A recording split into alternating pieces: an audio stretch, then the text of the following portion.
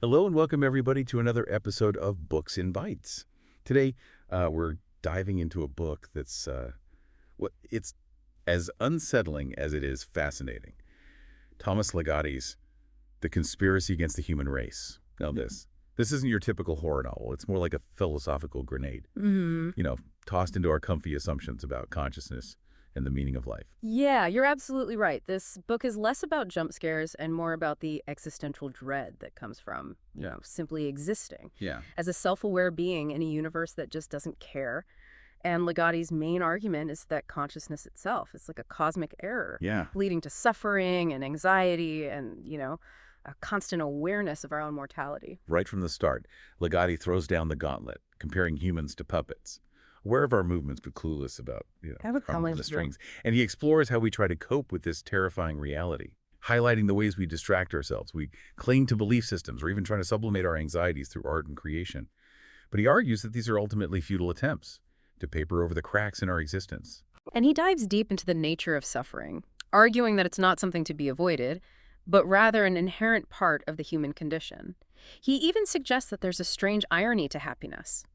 Those who seem truly happy are often criticized for their apparent ignorance of the world's suffering, almost as if awareness of the world's pain somehow cancels out the possibility of genuine joy. It's like he's saying those who are truly awake to the horrors of existence, they can't really experience happiness without a tinge of guilt, or maybe even a sense of complicity.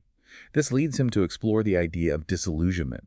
And what's really interesting is that he doesn't frame it as a purely negative thing. He actually talks about the joy of disillusionment. Now, this is where I had to pause and really think, joy from disillusionment. Help me understand this one. Yeah, this is where Ligotti gets really thought-provoking. He's suggesting that by stripping away all of our comforting illusions about the world and ourselves, we can achieve a kind of liberation. It's like, once you've stared into the abyss and accepted the bleak reality of existence, you're free from the shackles of false hope and the pressure to find meaning where there might be none. It's a radical idea for sure.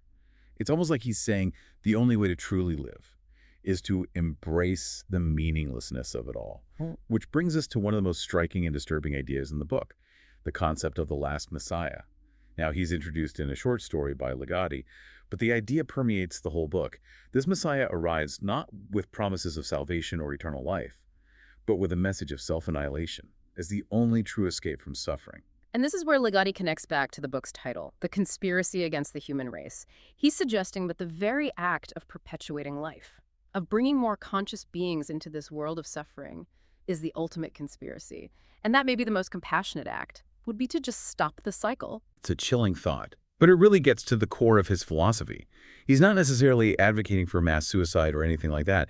It's more about confronting the inherent tragedy of conscious existence and asking ourselves some really tough questions about why we keep going, why we keep bringing new life into a world full of pain. One of the passages that really stuck with me was when Ligotti writes, "We are creatures who should not exist by natural law." It's such a stark and powerful statement, and it really encapsulates his entire worldview. It does, and he doesn't stop there. He goes on to explore human hypocrisy, arguing that it's not just a moral failing, but a fundamental aspect of our nature. We create these false selves to maintain the illusion of wholeness and integrity. But underneath it all, there's this emptiness, this void that we desperately try to fill. And so we cling to belief systems, to ideologies, to anything that gives us a sense of meaning and purpose. But according to Ligotti, these are all just distractions, ways of avoiding the fundamental truth of our existence, that we are nothing but fleeting collections of experiences, hurtling towards oblivion, which is why maybe horror resonates so deeply with him. Exactly. He sees art, and horror in particular, as a way of confronting these uncomfortable truths. It's not about escapism. It's about peering into the abyss and acknowledging the darkness that resides both within ourselves and in the universe at large. And he draws a really interesting distinction between what he calls formulaic horror, which offers a comforting resolution, and true cosmic horror, which leaves you with a sense of unease and dread. Like the difference between a fun jump scare haunted house and staring into the vast emptiness of space, knowing how utterly insignificant you are. In the grand scheme of things, he sees Lovecraft's work as a prime example of this cosmic horror, a genre that embraces the indifference of the universe and the ultimate futility of human endeavor. He even goes so far as to say that Lovecraft's work is more frightening because it is truer. It's like he believes the most terrifying monsters aren't the ones hiding under our beds, but the ones lurking in the depths of our own consciousness. The fear of meaninglessness, the awareness of our own mortality, the realization that all our striving and struggling is ultimately for nothing. It's not exactly a comforting worldview, Yeah. but there's a certain honesty to it. Yeah. It's a refreshing change from the usual self-help platitudes Yeah. and the relentless pursuit of happiness Yeah. that we're bombarded with in modern society. So where do we go from here? If we accept Ligotti's premise that consciousness is a kind of cosmic error, what are we supposed to do with that knowledge? That's the million-dollar question, isn't it? And I don't think Ligotti pretends to have the answer. He's not offering solutions or prescribing any particular course of action. He's more like a guide, taking us on a tour through the darkest corners of human consciousness and forcing us to confront the uncomfortable truths that we usually try to avoid. So it's not about finding answers, but about asking the right questions. Exactly. And maybe in the process of asking those questions, we can come to a deeper understanding of ourselves and our place in this strange and often terrifying universe. Well, on that note, I think we need a moment to let all of this sink in. Let's pick up right here next time. And we'll explore some of the other fascinating and unsettling ideas that Ligotti raises in The Conspiracy Against the Human Race.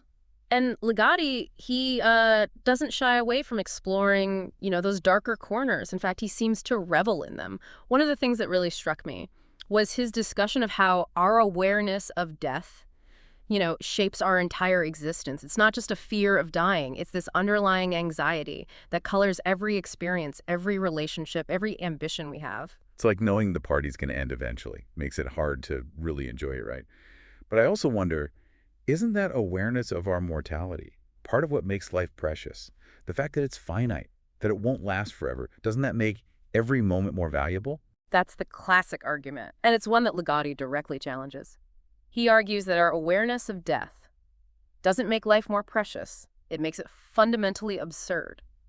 We're these conscious beings, trapped in these decaying bodies, hurtling towards oblivion. We spend our entire lives constructing elaborate narratives and belief systems to try and deny that reality. It's like we're trying to convince ourselves that the puppet show is real, even though we can see the puppeteer's hand. And that brings us back to the coping mechanisms he discusses. It's fascinating how he breaks down the ways we try to shield ourselves from the existential terror of it all. He's really insightful in his analysis of these coping mechanisms. Take isolation, for example. It's this attempt to create a little bubble of safety by withdrawing from the world, pretending that the bigger picture doesn't exist. But as Ligotti points out, it's an illusion. We can't truly isolate ourselves from the realities of existence, no matter how hard we try. It's like building a fortress of pillows. It might feel comforting for a while, but it's not going to protect you from the real threats out there. And then there's anchoring, this idea of clinging to external structures for a sense of security. Religion, family, social norms, things that give us a sense of belonging and purpose. Ligotti argues that these anchors are ultimately illusory as well. They might provide temporary comfort, but they can't withstand the weight of true existential dread. They crumble when we're forced to confront the fragility of our own beliefs, the arbitrariness of our values, the fleeting nature of all things. But what's the alternative? Are we just supposed to give up, surrender to despair? Ligotti does mention distraction as another coping mechanism, right? Yeah. I can see how filling our lives with constant activity, entertainment, and busyness can be a way to avoid those big, scary questions. Distraction is the most common, and perhaps the most insidious coping mechanism. We drown ourselves in work hobbies, social media, anything to keep our minds occupied, and prevent those unsettling thoughts from creeping in. But as Ligotti points out, it's a temporary fix. The moment we stop, the moment the noise dies down, the existential dread comes flooding back. So are we doomed? Is there any way out of this trap? Yeah. He does mention sublimation, right? Channeling our anxieties into art and music writing. Could that be a more constructive way of dealing with these feelings? Sublimation is interesting because it's the coping mechanism Ligotti himself seems to be engaging in. By writing this very book, he's taking his anxieties, his fears, his bleak understanding of existence, and channeling them into a work of art. But is it truly effective? Or is it, as he suggests with the other coping mechanisms, just another elaborate distraction? It's like he's simultaneously exposing the futility of these distractions and demonstrating one in real time. It's a paradox, and I think Ligotti is fully aware of that. He's not presenting himself as someone who has transcended these anxieties. He's right there in the trenches with us, grappling with these unsettling truths and trying to make sense of them through his writing. And this brings us back to the question of art's role. If even art is a coping mechanism, What is its value? Is there any point in creating anything if it's all ultimately futile? That's a question Ligotti grapples with throughout the book. He seems to believe that art, particularly horror, can offer a glimpse into the true nature of existence. It can hold up a mirror to our anxieties or fears, our deepest, darkest selves. He seems particularly drawn to what he calls cosmic horror, that sense of awe and terror in the face of the vast, indifferent universe. He sees Lovecraft's work as a prime example of this, and he even criticizes more formulaic horror for offering false comfort and resolution. He argues that true horror doesn't offer solutions or happy endings. It doesn't try to sugarcoat the bleakness. It simply presents the truth as unsettling as it may be and forces us to confront it. And in that confrontation, maybe there's a kind of liberation, a freedom from the tyranny of illusion, from the need to find meaning, where there might be none. It's a difficult freedom to embrace, but it's a freedom nonetheless. And I think that's ultimately what Ligotti is offering us in The Conspiracy Against the Human Race. Not a set of answers, but a way of seeing the world, a way of confronting our own existence. That's both terrifying and strangely liberating. Okay, so we've talked about consciousness as a cosmic error, the futility of coping mechanisms, the ironic nature of happiness. But Ligotti also digs into some pretty specific aspects of the human condition, right? Like hypocrisy and intolerance. How do those fit into this larger picture? Yeah, it feels like those themes, they go hand in hand with everything we've been discussing. We're all fundamentally flawed, these puppets struggling against forces we don't understand. Wouldn't hypocrisy and intolerance almost be inevitable? Like they're two sides of the same coin, right? Ah, exactly. Ligotti argues that hypocrisy, it's not just a personal failing, it's woven into the fabric of human existence. It stems from that need to create a cohesive self, a consistent identity. Even though, as he argues, that self is ultimately an illusion. We pretend to be more rational, more moral, more in control than we actually are. It's a defense mechanism against the anxiety of confronting our own fragmentation. And so intolerance, then, it becomes a way to reinforce that illusion, right? If we can convince ourselves that we're right, that our beliefs are the only true ones, then maybe the chaos feels a little less chaotic. Precisely. Ligotti observes that intolerance. It often arises from the most trivial differences, the smallest deviations from our carefully constructed worldviews. It's like we're desperately clinging to our life rafts in a sea of uncertainty. And anyone who doesn't share our exact model of life raft is seen as a threat. It's a bleak but insightful observation. And it definitely resonates with what we see happening in the world today. But if we take Ligotti's argument seriously, if we accept that consciousness is this inherent flaw, does that mean we're just doomed to repeat these cycles of hypocrisy, intolerance, and suffering? That's the question Ligotti leaves us grappling with. He doesn't offer any easy answers, any solutions or paths to redemption. In a way, he's almost like a doctor delivering a difficult diagnosis. He's identified the illness, this existential dread that comes with conscious existence. But he doesn't have a cure. So what's the point then? If there's no cure, why even bother with the diagnosis? Why stare into the abyss if it's just going to stare back? I think that's where Ligotti's perspective on disillusionment becomes really crucial. He argues that disillusionment, while painful, can ultimately be liberating. It's about stripping away the comforting lies we tell ourselves about the world. And facing reality head on, even if that reality is terrifying. And maybe in that act of confrontation, there's a glimmer of hope. Not hope for a happy ending or some kind of cosmic resolution, but hope for a more authentic and meaningful way of being in the world. It's a radical idea for sure. To find meaning, not in grand narratives or comforting illusions, but in the very act of acknowledging their absence. Ligotti's Last Messiah seems to suggest that annihilation is the only true escape from suffering. But maybe there's another path. Maybe true liberation comes from accepting the absurdity, the futility, the inherent tragedy of conscious existence. And finding a way to laugh at it all. That's a powerful thought. And it ties back to Ligotti's fascination with horror.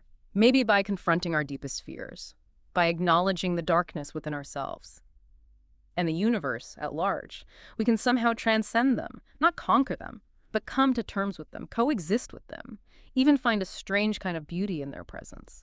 It's a challenging perspective, but there's a certain honesty to it that I find compelling.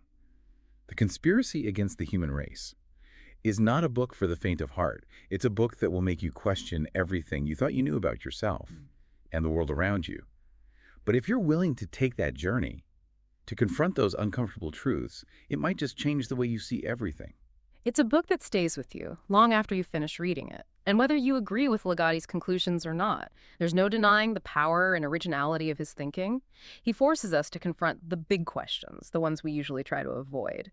And in that confrontation, there's a certain liberation, a certain expansion of consciousness that can be both terrifying and exhilarating. So if you're ready to dive into the deep end of philosophical pessimism, to explore the dark undercurrents of conscious existence, then I highly recommend giving The Conspiracy Against the Human Race a read. Just be prepared for a journey that might shake your beliefs to their core and leave you with more questions than answers. But as Ligotti himself might say, maybe that's the whole point, to question, to explore, to never stop seeking, even if the answers we find are ultimately unsettling. Well, that's about all the time we have for today. Thanks for tuning in, and we'll see you next time on Books and Bytes.